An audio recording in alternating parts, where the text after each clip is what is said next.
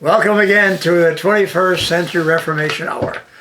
Our lead story this week is precisely that, a call for a 21st Century Reformation and Formula of Concord. This was a resolution that was adopted by Trinity Lutheran Church in New Haven last Sunday. We have the whole resolution here, and any congregation that wants to follow it, you should get your resolutions in by March the 2nd. Now, in the resolution, we say why we need one today. We quote various books. Here's one here, Bad Religion, How We Became a Nation of Heretics. It shows what's happening to America. Now, this book, this is written by the way, a Roman Catholic. This also is written by two Roman Catholic theologians. It's called The Truth of What Really Happened to the Catholic Church After Vatican II. It shows you the tremendous change within Rome. You see all these pictures there of the Pope. One of them, the Pope is worshiping with the Jews. One place he's kissing the Quran. The other book that's mentioned here is this one here. It's called Repairing the Breach, explaining the systematic deception behind the war of worldviews and how Christendom can turn the tide. Again, it shows you how the established churches of our day have fallen away from the Christian faith. Well, the book this week that we recommend, well, it really is the Lenten resource guide called Names of Wondrous Truth, Wondrous Love. Some of you pastors are looking for some good Lenten material. You'll find it here. This is put out by the Wisconsin Synod's Northwestern Publishing House. And I propose also that you use for the scripture readings during Lent this Christ of the Gospels. As far as I know, it is the best harmony written of the four Gospels. This was published by Concordia Publishing House in 1959. I can remember when it first came out, Dr. Beck was just thrilled when he gave me one of the first copies. He signed my particular copy. Well, then we go on here. Blame It on Luther. This is a book published called The Unintended Reformation. They try to say the Reformation really caused a lot of havoc, coming up with Sola Scriptura. Blame it on Luther. I say editorial, no. Blame it on Rome and liberal Protestantism. Here we have Dear Advice columnist dies at 94. Of course, Ann Landers, her sister, died previously. And now here we have Dear Abby. We quote some of the things that they say. It will shock you, the kind of morality which they propose. Now it's very interesting here. Of course, here in St. Louis, the big news has been the man, Stan Musial. You see the whole thing? This was a 14-page supplement in the Sunday Post-Dispatch. I have a photograph, of course, reduced in size. Here you have Stan the Man, one of my heroes. Stan the Musial dies. Number 6 was the greatest cardinal. I agree with that. He was also a great man.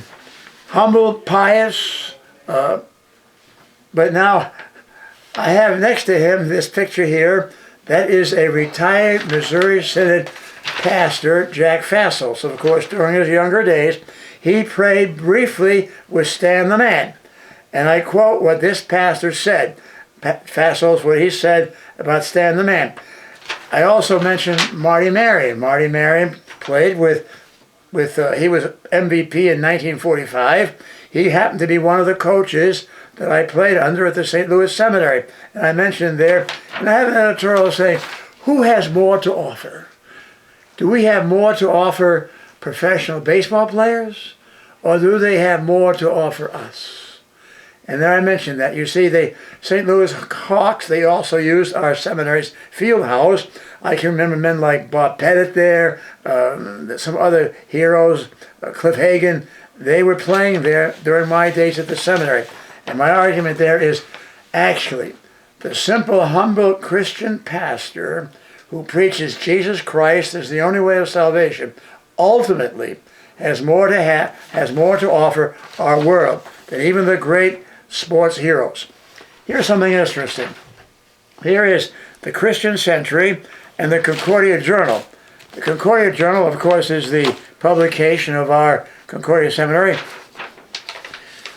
Take a look at that picture there in the front. Can you understand what is that all about? It's so vague.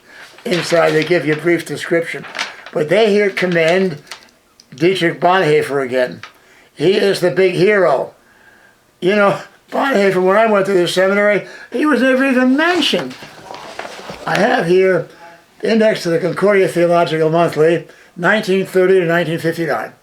Not one mention of Dietrich Bonhoeffer in any of his writings or anything about him. Now we are told by our St. Louis Seminary he's the greatest Lutheran since Martin Luther. Were my professors so ignorant that they didn't know that? No, what's happened? As the myth of the 6 million grows, so the myth of Dietrich Bonhoeffer grows, and you all got to climb on the bandwagon, including the president of our Lutheran Church Missouri Synod. Well, before my time runs out, I do want to mention this here. A dear friend of ours passed away this week, and just moments before we went to press, I quickly pulled off this part and added this here. It's Pastor Mark Bartley. I knew him ever since he was a little boy. Over here, not a little boy, a young student. Over here we have Dr. Al Schmidt. Both of them kept in touch with each other. When they were students at Concordia Seminary, Springfield, Illinois, more than 50 years ago, they visited me here. So I quickly put together something on Pastor Mark Bartley. He has the introduction to our Christian Travel Guide on World History, written by Dr. Henry Koch, in the footsteps of Moses, Jesus, Luther, and Paul and Luther. Now, well, Al Schmidt, what we have here, notice how Christianity changed the world. He is now going to be a big affair with a movie, 600 movie Mongols there, and his publisher is giving them a free copy of this book here, How Christianity Changed the World, a book also which I highly recommend. And really, it's a tremendous book. It formerly was called Under the Influence. Again, get the paper, and you'll see how you can get this great book, How Christianity Changed the World. I'm hoping, and that's the hope of the publisher, it will help change the whole movie atmosphere in Hollywood. God be with you. We'll see you next week.